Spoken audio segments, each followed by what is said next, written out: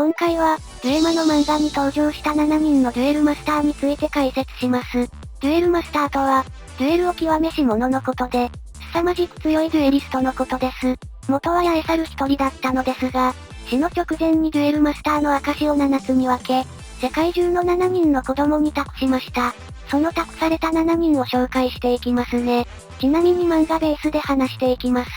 それじゃあ、早速参りましょう。遠い、南太平洋の名もなき島のデュエルマスター。父や長老も恐れる圧倒的な潜在能力を持ち、デュエルマスターになる前から真のデュエリストに目覚めていました。漫画の序盤ではデュエルマスターを狙うザキラと交戦。そのデュエル中に自身の恩人である切り札勝利を殺されたことを告げられると、遠いは感情を抑えきれず暴走。デュエルマスターの力によって輝くデスフェニックスで島半分を吹き飛ばす猛攻を見せますが、ザキラに2体目のデスフェニックスを繰り出されたことで敗北。敗北後はザキラに捕獲され、自身のデュエルマスターの力を、恩人の勝利抹殺に利用されてしまいますが、スペインで他の捕らえられたデュエルマスターと共にジェドの手により脱出。しかしザキラに呪いがかけられており苦しみますが、世界大会前に呪いは解除されました。明言はされていませんが、おそらくドクター・ルートが召喚した悪を滅するゴッドの光のおかげだと思われます。そして世界大会では他のデュエルマスターと共に、ザキラらガルドから身を隠していましたが、勝負とザキラの最終決戦の時に姿を現し、ゴッドを傷つけると生じる天罰を引き受ける形で勝負を援護しました。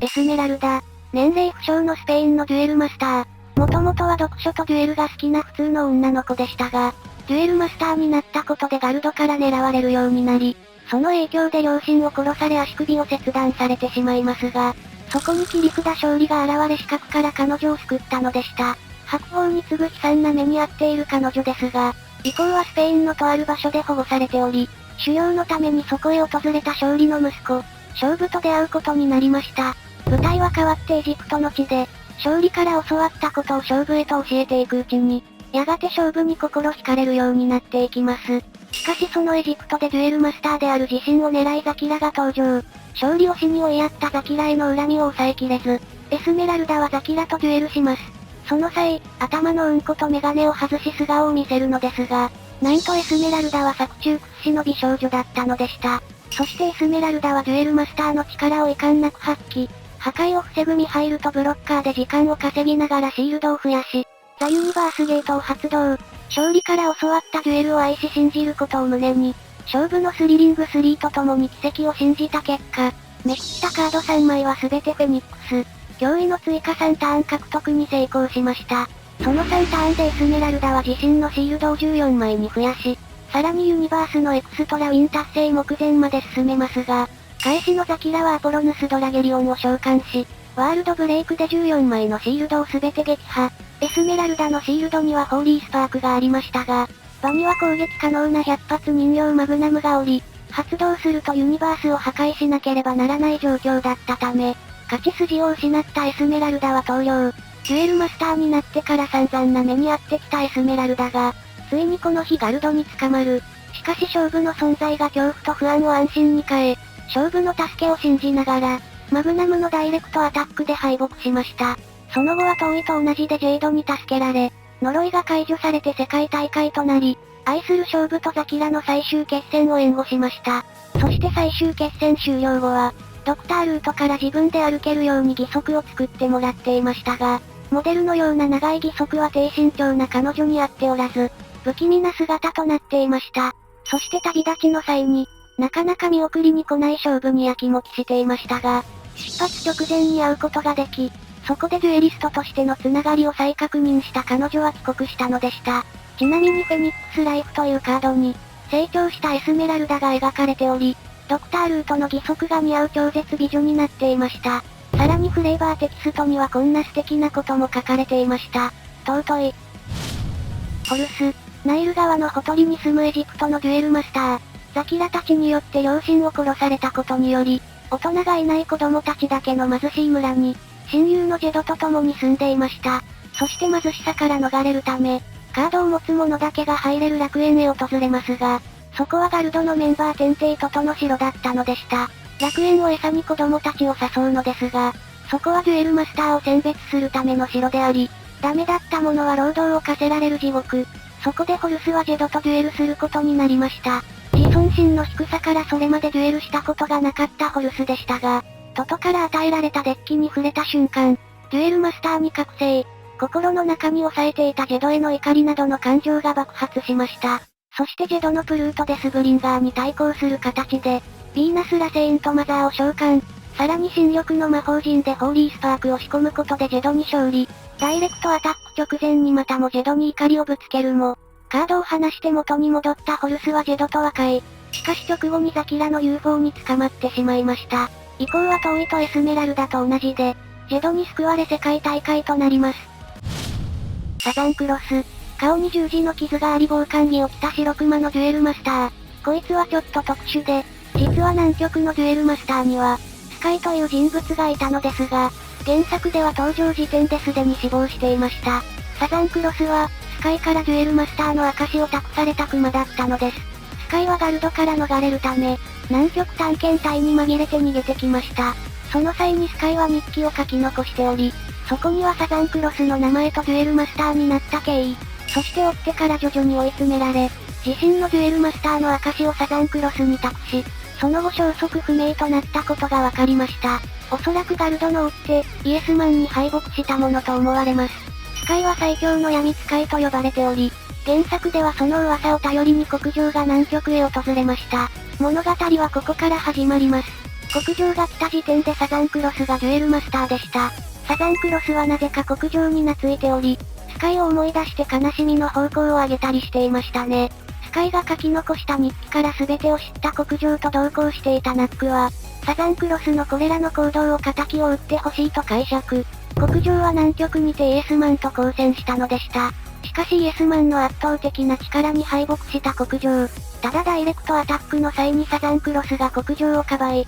その時にデュエルマスターの不思議な力が発動。死亡したはずのスカイが現れ、国城に最強の闇使いになれると告げ、さらにとあるカードを託しました。そしてサザンクロスと最後の別れをした後、国城とサザンクロスは日本へ転送されるような形で生還しました。その後は世界大会で7人のデュエルマスターと合流し、勝負とザキラの最終決戦を援護した後、また国城と共に行動しているのでした。ウマカーン、インドのデュエルマスター、ヒマラヤにある聖地に住んでおり、登場は最終決戦の最中と結構遅い登場でした。登場時点でダジャレと共に勝負の勝利と断言。さらにヘビデスメタルはインドに伝わる破壊神とされ、神を扱えるのはデュエルマスタークラスのデュエリストのみであり、ザキラには使いこなせないと断言していました。しかしザキラに降りかかった神の裁きは彼を滅ぼさず、ザキラ自身の体を再生させたのです。その様子を、神がザキラを認めたと表現していました。その後は他のデュエルマスターと合流して、勝負とザキラの戦いを援護。その際、美しいエスメラルダに対し、華麗と見とれていました。ちなみに彼の住むヒマラヤの聖地では、三体神様としてヘビデスメタルが祀られており、善悪を使う者が守護していたのですが、ザキラに襲撃されカードを奪われ壊滅しています。この時降格効果、ウマカーンは不在だったのでした。原作での活躍はこれぐらいで、デュエルしたシーンもありませんが、アニメ版ではキサナブーとデュエルをし、シンラトルネードムーンを使用したのですが敗北しました。美しい、アメリカのデュエルマスター、頭を触っただけで相手の記憶を読む能力を持ち、アメリカのデュエルマスターを探していたフアユーから、すべての事情を察したのですが、美しいは協力を拒否、デュエルなんて辛いだけ、めんどくさいことは嫌いと消極的な態度をとっていました。しかし拒否してもずっと自宅前でお願いをするフアユーに折れ、自身とのデュエルに逃げなければ協力するという条件のもとデュエルスタート。そしてピクシーはビッグバンアナスタシスを召喚し、能力でめくった5枚のカード全てが神という離れ技を披露。そのまま5原神を召喚して竜を追い込みます。ここでピクシーの非協力的な理由が概ね明らかになります。それは自身の力を呪われた力と言っていたことや、遊んでいた者たちが怯えて逃げていったこと、それに対して呆れていた様子、そして周囲を全て吹き飛ばす圧倒的な力が、彼にとっては疎ましかったのでしょう。孤独、強大すぎる力のせいで周りが離れていく。望んで手に入れたわけでもないこの力で孤独となったピクシーは、ずっと普通になりたかったのでしょうね。話を戻しますが、5原神の力で竜の全てを吹き飛ばしたピクシーは、みんな僕を恐れて逃げていくと嘆きますが、ユウは逃げないと立ちふさがり、再度ピクシーに協力を求めました。それによってユウの勝利。先ほども言った通りこのデュエルは、勝ち負けではなく逃げなければ勝ち。5原神を前にしても逃げなかったユウは、その条件のもと勝利し、ピクシーは初めて逃げなかった彼女に救われたとして、最終決戦の舞台である日本へ旅立ちました。その後は他のデュエルマスターと合流して勝負を援護。決着後はみんなと一緒に帰国していきました。